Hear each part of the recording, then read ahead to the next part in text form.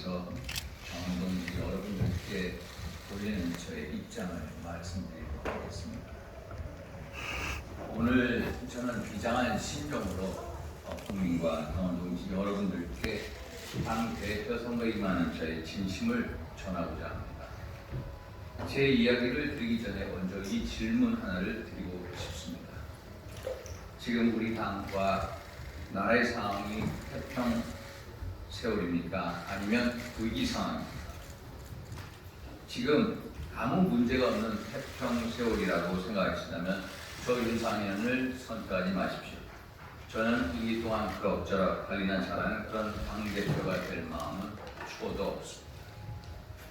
저는 당내에 자기 세력을 키우거나 자기 지명도를 높이는데 더 관심을 기울이는 그런 당대표가 되고 싶지 않습니다.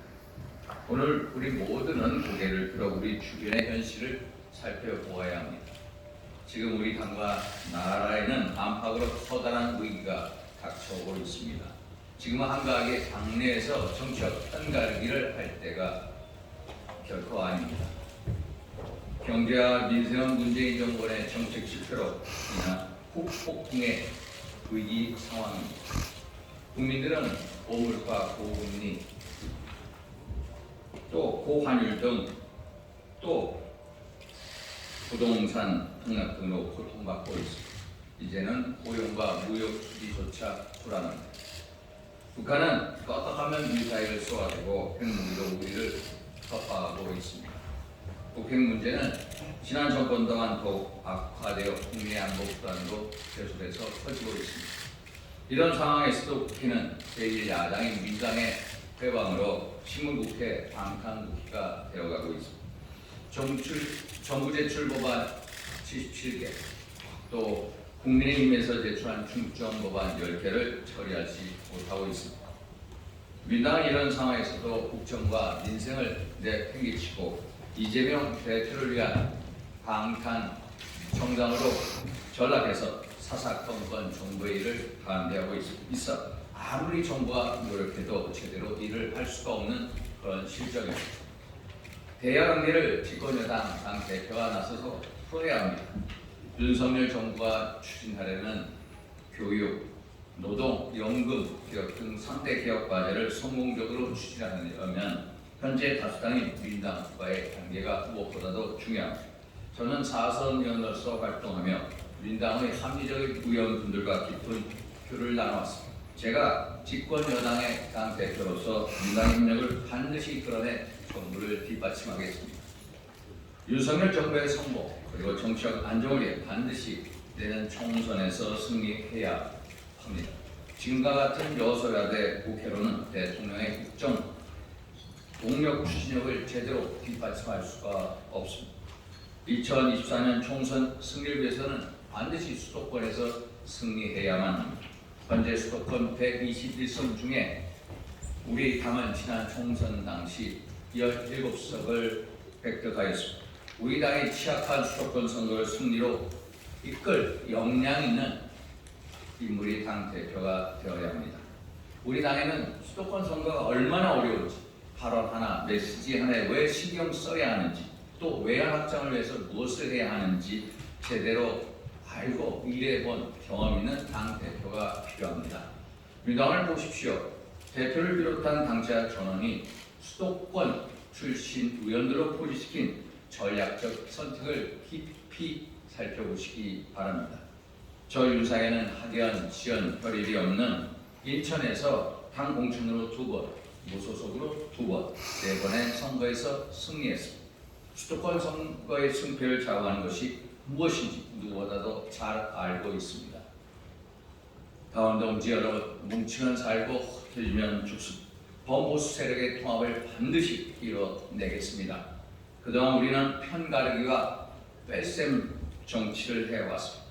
이제 우리 당 모두를 원팀으로 만들 수 있는 덧셈의 정치, 포용의 정치, 공정하고 민정의 정당 정치를 반드시 실천해야만 합니다.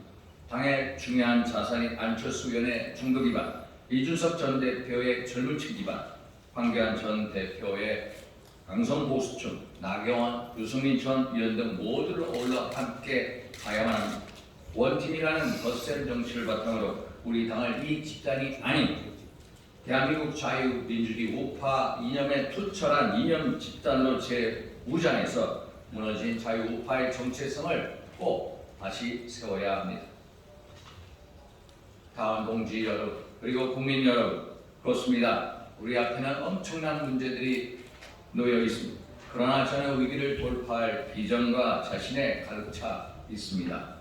우리는 위기에 강한 민족입니다. 지금과 같은 위기 상황에서 저는 이순신 장군의 마음을 떠올립니다. 위기에 처한 나라의 운명을 가늠했던 1597년의 명랑해전에서 이순신 장군은 불과 환옥선 13척으로 일본 왜군 133척과 싸워서 승리했습니다. 위기 상황에서도 희망과 자신감을 잃지 않았던 이순신 장군처럼 우리 당에도 위기를 돌파할 능력과 의지가 가득 찬 당대표가 있어야 합니다. 존경하고 사랑하는 당원 동지 여러분, 그리고 국민 여러분, 이번 전당대회에서 제게 기회를 주십시오.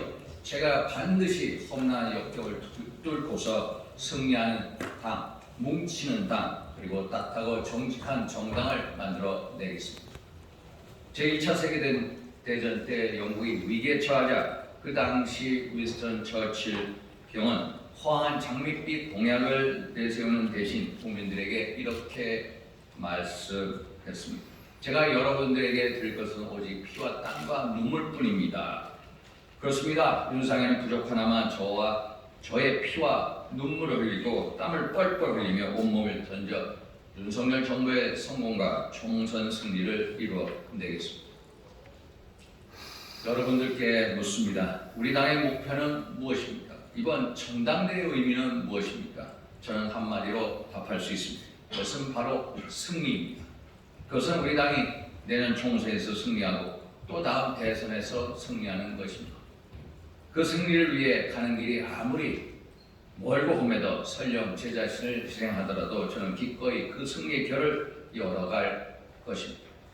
우리 당이 총선과 대선에서 승리하지 못하면 우리 당은 물론 우리 나라가 나락으로 떨어지기 때문에 명랑해전에 임했던 이순신 장군의 마음처럼 우리에게는 승리가 없으면 죽음이라는 결연한 각오가 필요합니다. 지금과 같은 위기 상황에서 반드시 비상한 각오와 비상한 노력이 필요합니다. 저 윤상현은 공천이 곧 당선이 된 텃밭이나 안락한 온실에서 편안히 정치를 해오지 않았습니다. 그때그때의 상황에 따라 당을 바꾸거나 또 진영을 옮겨 다니지 않았습니다. 험지에서도 온몸을 던져 승리해온 그 경험과 역량 다음 선거에 임하겠습니다.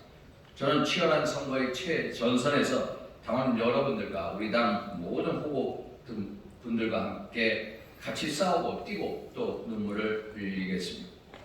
저 윤상현은 존경하고 사랑하는 당원 동지 여러분, 또 국민분들께 다음과 같은 약속을 드립니다.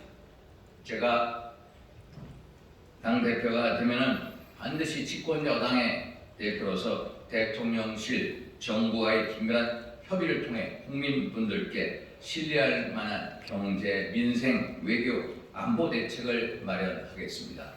더 나아가 제가 당대표가 되는 즉시 경제, 민생 문제 해결을 위한 초당적인 비상대책기구, 여야정이 함께하는 초당적인 비상경제대책기구 구성을 제안할 것입니다.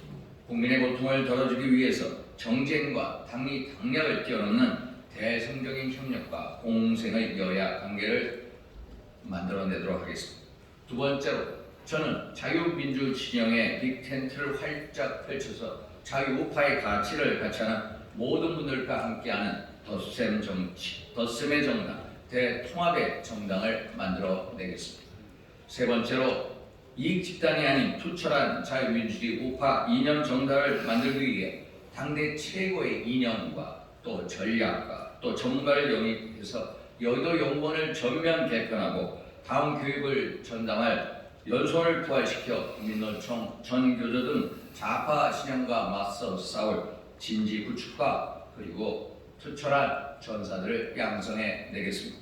네 번째로 중앙당이 24시간 개방이 되고 민원 접수가 상시 가능하도록 시스템을 개선을 하고 대표직 속의 신문고를 개설해 당원들의 목소리를 직접 챙기는 실질적인 서비스 정당으로 개편하겠습니다. 그리고 마지막으로 당원이 진짜 진정으로 주인되는 민주정당을 만들기 위해 상향식 공천 제도를 과감히 도입하고 국회의원과 당협위원장에 대한 당원 소환제를 도입하겠습니다.